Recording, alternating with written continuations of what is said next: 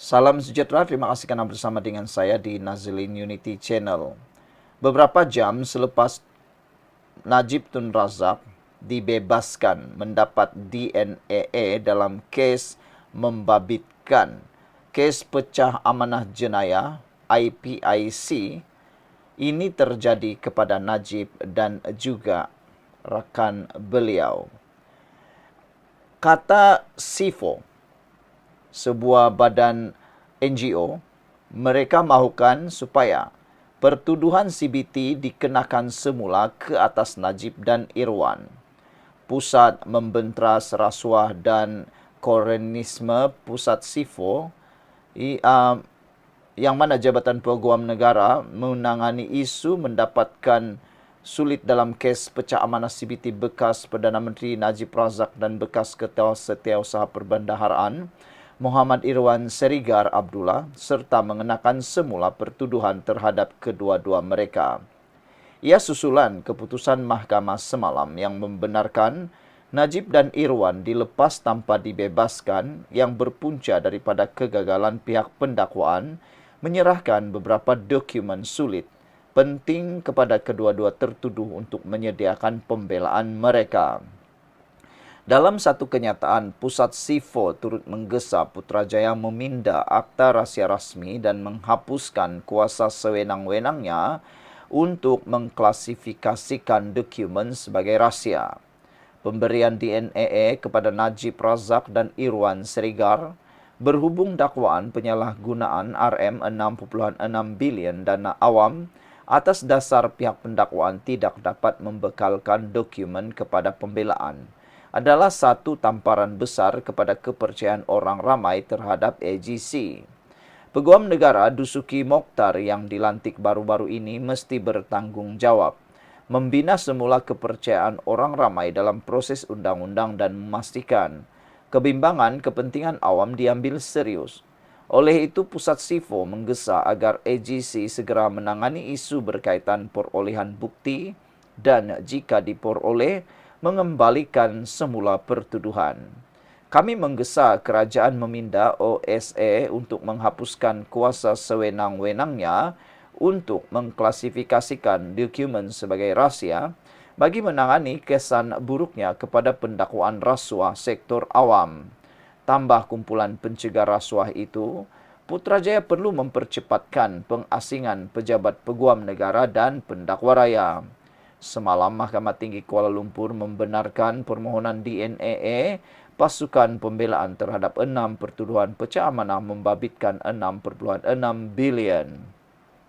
Saudara-saudara sekalian, selain daripada itu, satu lagi badan NGO iaitu Bersih mahu supaya Peguam Negara jelaskan isu kegagalan kes IPIC. Peguam Negara Muhammad Dusuki Mokhtar perlu tampil dengan penjelasan awam mengenai dakwaan pengandalian yang lemah dalam kes pecah amanah jenayah CBT melibatkan International Petroleum Investment Company IPIC, kata kumpulan reformasi pilihan raya bersih.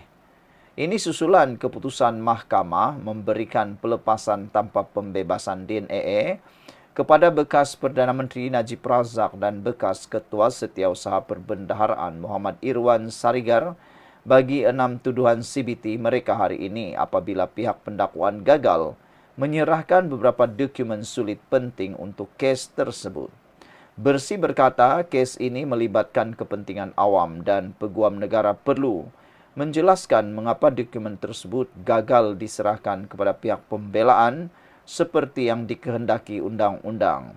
Kes ini telah didaftarkan semenjak 2018 lagi dan adakah mustahil untuk pihak pendakwaan mendapatkan serta mengemukakan dokumen-dokumen yang berkaitan bagi meneruskan pendakwaan ini? Adakah ini satu kesilapan yang disengajakan oleh pihak pendakwaan kerana 8 tahun adalah tempoh yang terlalu panjang? 3 Perdana Menteri telah bertukar sepanjang tempoh tersebut, katanya. Bersih menekankan rakyat berhak mendapat penjelasan kerana keseluruhan kos kes ini termasuk gaji pendakwa ditanggung oleh pembayar cukai.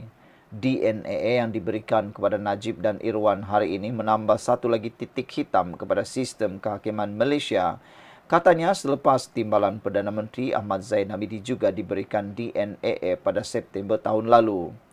Zahid menghadapi 47 pertuduhan rasuah dalam kes Yayasan Akal Budi, tetapi pihak pendakwaan memohon DNAA walaupun kes prima facie telah dibuktikan. Jabatan Peguam Negara mendakwa tanpa memberi penjelasan lanjut mempunyai alasan kukuh untuk menarik balik tuduhan terhadap Zahid, manakala SPRM menyatakan ia masih meneruskan siasatan terhadap petunjuk baru dalam kes tersebut. Sementara itu, Bersih menuntut kerajaan mengumumkan garis masa yang jelas untuk menunaikan janji memisahkan pejabat Peguam Negara dan pendakwa raya serta memastikan Perdana Menteri Anwar Ibrahim melaksanakan mengikut garis masa tersebut. Reformasi ini adalah reformasi terbesar dan mendesak yang perlu dilaksanakan dengan segera. Berapa banyak DNA akan diberi kepada ahli politik sebelum pemisahan ini dimuktamadkan, katanya.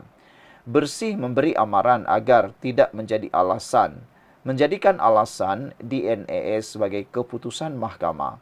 Memandangkan hakim perbicaraan jelas menyatakan DNA berlaku disebabkan kesilapan pendakwaan. Seruan untuk mempercepatkan pemisahan pejabat Peguam Negara dan pendakwa raya turut disuarakan oleh Muda. Kesilapan seperti ini, kata Muda, walaupun tidak disengajakan, mencerminkan risiko integriti dalam sistem keadilan jika tiada pembaharuan struktur dilakukan. Muda mendakwa DNAA untuk Najib dan Irwan turut mencabar komitmen Pakatan Harapan dalam memerangi rasuah, terutamanya memandangkan Harapan mendapat mandat untuk membawa Najib ke muka pengadilan berhubung skandal 1MDB. Muda turut mengkritik parti pembangkang lain yang didakwa tidak berminat dalam semak dan imbang terhadap isu-isu penting seperti itu. Ia menyeru semua pihak, sama ada kerajaan maupun pembangkang, agar tegas dalam menegakkan keadilan dan ketelusan. Beberapa komen daripada netizen, "Man from uncle," kata, "tengoklah Peguam Negara dari sebelah parti mana.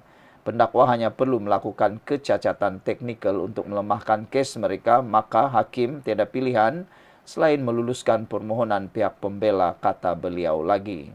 Kepercayaan rakyat perlu diperbaiki, kepercayaan rakyat perlu diperoleh semula melalui penjelasan daripada pihak Peguam Negara. Apa pula pendapat anda semua? Bersih kata Peguam Negara mesti jelaskan isu kegagalan kes IPIC. Sekian dulu untuk kali ini. Jangan lupa tinggalkan komen anda, tekan butang subscribe. Bye-bye.